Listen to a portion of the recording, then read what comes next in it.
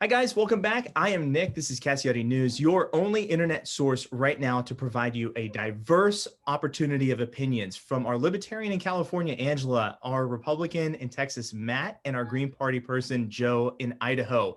There's no gotcha moments. This is a great platform that allows us to slow down the conversation and actually discuss the topics at hand. Our guests had the opportunity to get the topics previously, so they had the opportunity to formulate their own opinions, and you're going to hear from them right now. We're going to start with Angela on our first topic that you were sent earlier today. I'll read it word for word for you. So, Texas Supreme Court case taking PA to trial was thrown out by the Supreme Court. What was the case? Why was it tossed? And what does this mean moving forward? Well, in a nutshell, Texas was alleging that Pennsylvania's votes should be thrown out and that they were invalidated.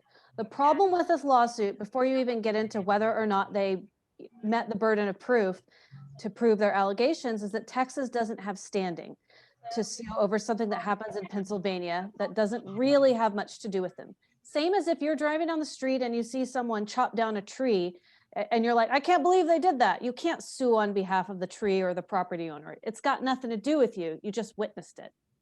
Okay, so from a libertarian looking at something like this going forward, let's pull out some more meat and potatoes out of you.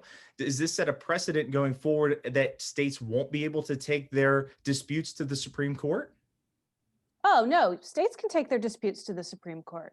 I think the precedent that it sets has more to do with our elections going forward overall and the faith of the people in our electoral process. The more powerful the federal government gets, the more contentious our elections will get. This is following the trend from 2016. I think that people have lost faith in our electoral system. That's going to lead to a loss of faith furthermore in government and our overall system of governance, and might lead to states not acknowledging who the president is in the future and trying to elect their own president. Kind of scary, we could have civil war or we could have a peaceful secession movement. So I think it's really opened up possibilities.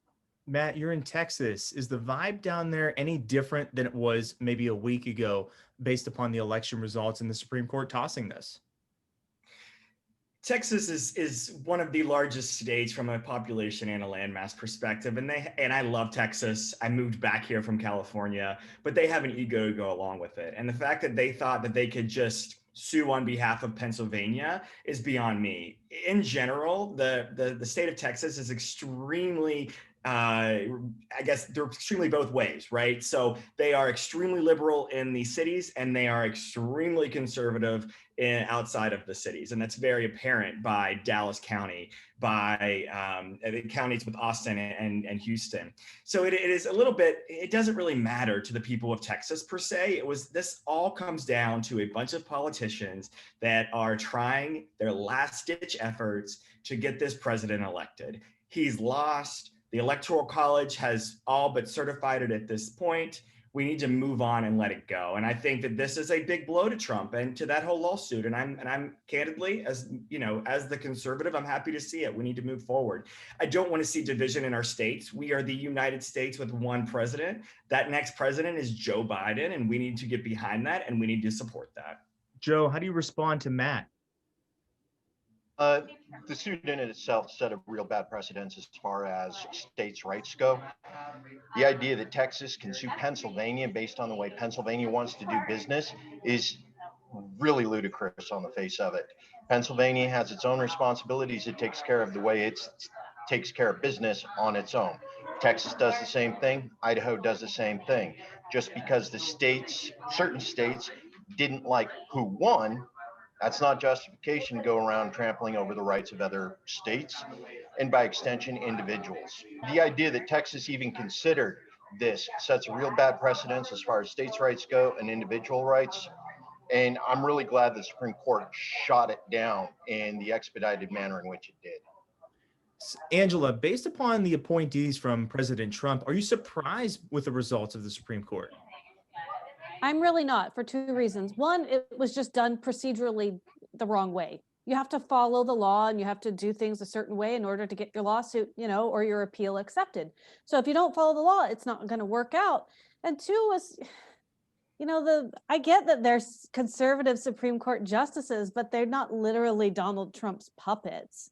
And I don't think that they would do something that would be so wildly illegal that the country would be in an uproar over it. I mean, we have to be realistic that these are human beings who are following the law, and you may not like the law, and I don't like it all the time, but that's part of their job, and I appreciate that at least, they're trying to do their job. We may see more lawsuits that are done procedurally correct, and I'll judge those based on their merits as well. Matt, is this a blow to the conservatives long term? It's not. Most conservatives, regardless of what we saw in the election, I think that the conservative or the Republican Party is going to move in a different way going forward. I can only hope. I don't think it's a blow. I think most people have accepted it at this point, except Donald Trump and his cronies. What do you mean by going in a different way? I don't think that in the future, the Republican Party, and this is my assumption, the Republican Party will allow someone in the future to go into office that has such a detrimental impact on a given party. The Republican Party, as I am part of it, it's embarrassing at this point to see what's come of it because of Donald Trump and his antics.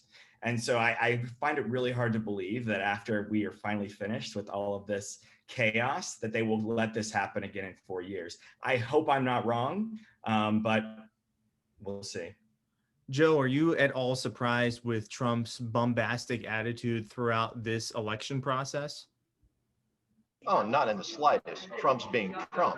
This is who he's been since day one. It's who he was before. This is just a continuation of his demeanor. This is who he is, always has been, always will be. So there's no surprise on that front. The idea, what truly astonishes me is the number of Republicans that continue to back this particular kind of behavior. And literally, they invited a pro wrestler, TV salesman, car salesman to be the president of the United States, and every one of them have backed him clear through to this last ditch effort. That's the one thing I find truly amazing about this entire spectacle right now. Last word, Angela. Well, not everyone's backed him. Good old Mitt Romney, we can always rely on him to do whatever the opposite his party does. I'm not a fan of the Republican Party either, but thanks, Mitt, for keeping it interesting. We've got 3 total sections today. Our first one is down, 2 more to come. If you haven't subscribed to the channel, hit that subscribe button. Give us a thumbs up. We're going to be back to you right now.